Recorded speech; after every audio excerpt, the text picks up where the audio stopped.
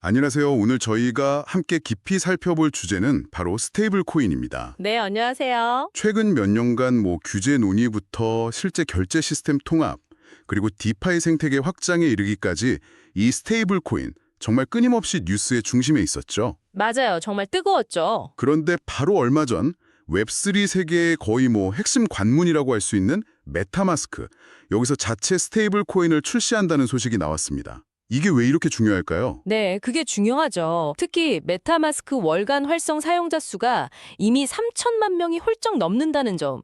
이걸 생각하면 그 파급력이 어마어마할 것으로 보입니다. 3천만 명이요? 와. 네, 이 정도 사용자 기반을 가진 플랫폼이 직접 스테이블 코인을 만든다는 건 시장 전체에 큰 변화를 가져올 잠재력이 충분하다고 봐야죠. 그렇죠. 오늘 저희는 이제 여러분이 공유해 주신 자료들을 좀 보면서요. 이 새로운 메타마스크 USD, 줄여서 MUSD, 이게 과연 무엇인지, 또 어떤 기술과 구조를 기반으로 하는지, 그리고 이게 우리에게 어떤 의미를 던지는지 좀 심층적으로 분석해 보겠습니다. 네, 좋습니다. 근데 시작하기 전에 한 가지 명확히 할 점이 있죠. 네, 어떤 거죠? 이미 시장에는 MUSD라는 이름을 가진 다른 스테이블 코인이 있잖아요.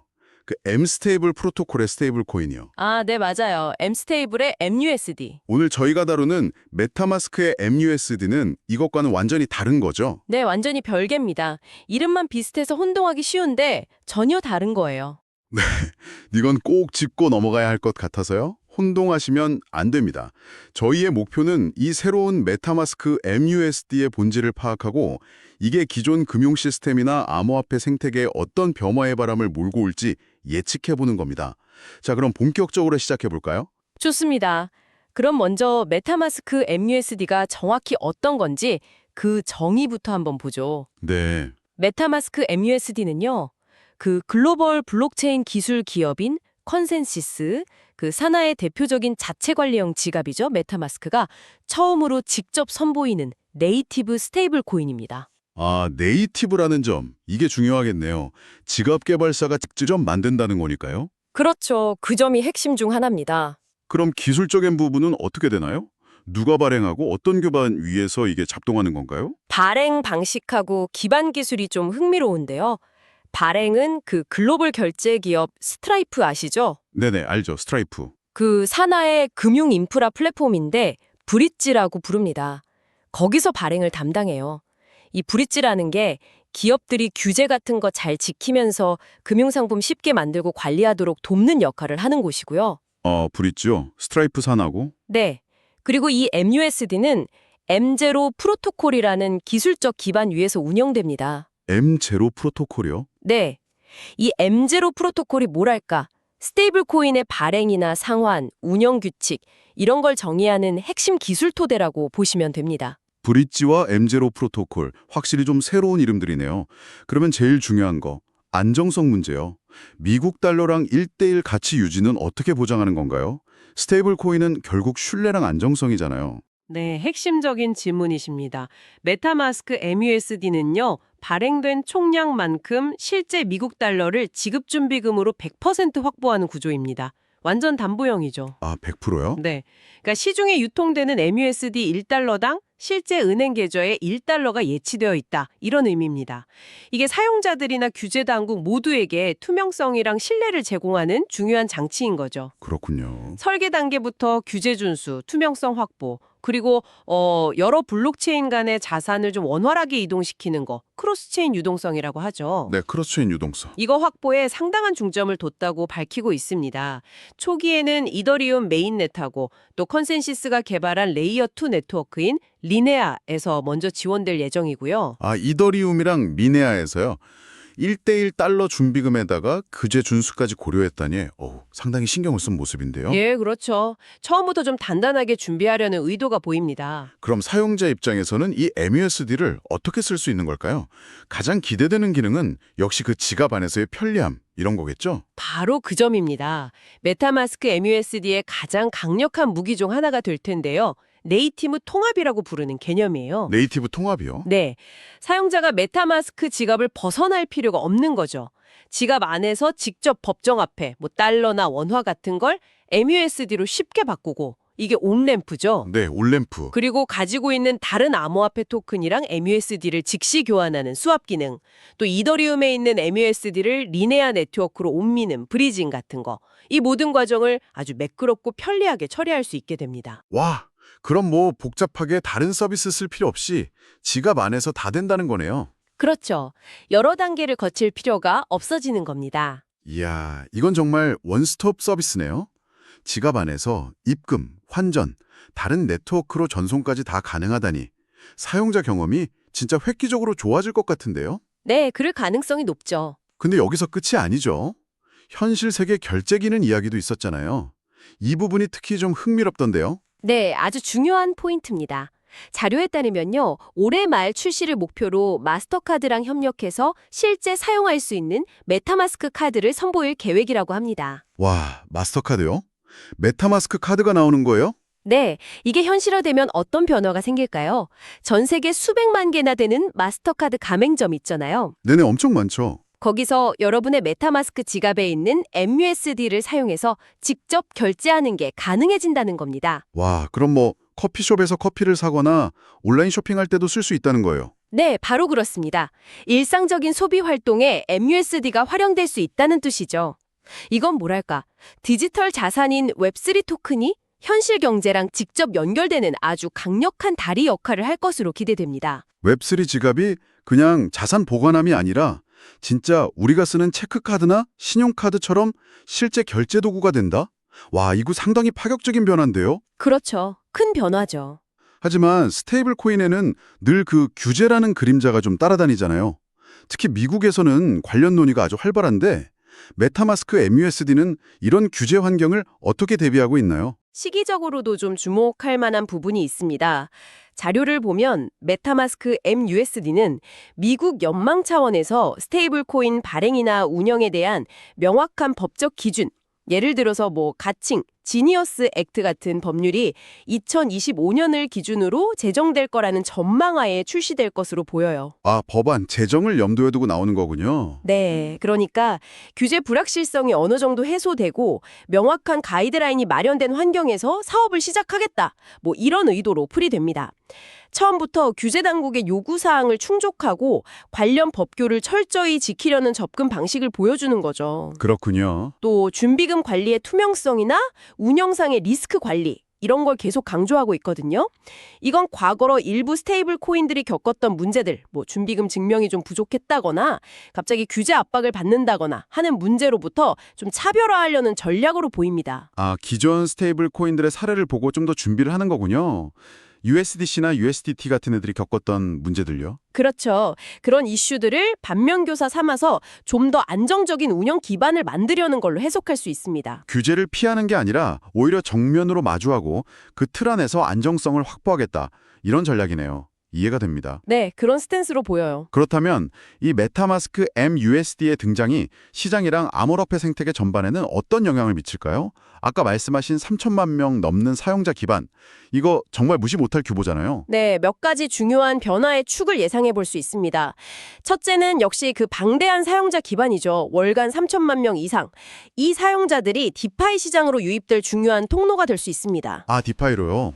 네, 단순히 자금 유입 규모, 그러니까 TBL 증가뿐만 아니라 메타마스크 지갑 안에서 직접 접근 가능한 좀 더 사용자 친화적이고 어쩌면 규제 친화적인 형태의 디파이 서비스 이용이 늘어날 가능성이 있습니다. 이건 기존의 탈중앙화 거래소나 대출 프로토콜의 새로운 경쟁 구도를 만들 수도 있고요.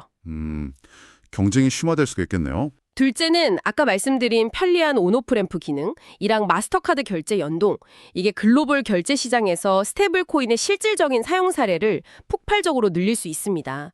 국경 간 송금은 물론이고 일상 소비에서도 스테이블 코인이 자연스럽게 쓰이는 시대가 더 빨리 올 수 있다는 거죠. 정말 실생활 결제가 가능해지는 거네요. 그렇죠. 셋째는 사용자 경험 측면에서 근본적인 변화가 예상됩니다. 메타마스크 지갑이 단순히 자산을 보관하고 전송하는 수단을 넘어서요. 법정화폐 입출금, 자산 교환, 실물 결제까지 가능한 금융활동의 핵심 허브, 즉 기존 은행 계좌가 하던 많은 기능을 흡수하는 형태로 진화할 가능성을 보여줍니다. 지갑이 은행 계좌를 대체한다. 네, 지갑이 곧 금융생활의 중심이 되는 시나리오죠. 와, 정말 거대한 변화의 가능성이네요. 말씀하신 내용들 들어보면 기회 요인이 상당히 많아 보이는데 근데 모든 기술이나 서비스에는 양면성이 있잖아요. 혹시 좀 우려되는 점이나 잠재적인 위험 요소 같은 건 없을까요? 물론 기회와 도전 과제가 공존합니다. 기회는 방금 말씀드린 것처럼 규제 환경에 대한 선제적 대응, 또 압도적인 사용자 편의성을 주는 네이티브 통합 기능, 그리고 마스터카드를 통한 강력한 현실 세계 결제 연동. 이게 스테이블 코인의 대중화를 앞당길 수 있는 강력한 추진력이 될 수 있죠. 네, 그건 분명 기회네요. 반면에 우려되는 점들도 분명히 있습니다. 가장 먼저 제기될 수 있는 비판은 중앙 집중성 문제예요. 아, 중앙화 문제요? 네, 발행 주체가 메타마스크, 즉 컨센시스랑 브릿지, 즉 스트레이프라는 특정 기업들에 의존하는 구조잖아요. 이게 블록체인이 추구하는 탈중앙화 가치에 반한다는 지적이 나올 수 있습니다. 만약 이들 기업의 정책이나 결정에 따라 MUSD 운영에 영향이 생긴다면 이건 심각한 리스크 요인이 될 수 있죠. 그렇죠. 특정 기업에 너무 의존하게 되는 거니까요. 또 이미 시장에서 막강한 영향력을 행사하고 있는 서클의 USDC나 테더의 USDT 이런 기존 거대 스테이블 코인들과의 정면 승부가 불가피합니다. 아, 경쟁이 엄청 치열하겠네요. 네, 이들은 이미 광범위한 거래소 네트워크랑 수많은 디파이 프로토콜에 깊숙이 통합되어 있거든요. 그래서 MUSD가 단순히 지갑 내 편의성을 넘어서 이 생태계 전반으로 영향력을 확장하려면 정말 치열한 경쟁을 벌여야 할 겁니다. 시장 점유율 확보 경쟁이 매우 격화될 걸로 예상됩니다. 네, 기회와 우려를 정말 균형 있게 봐야겠군요.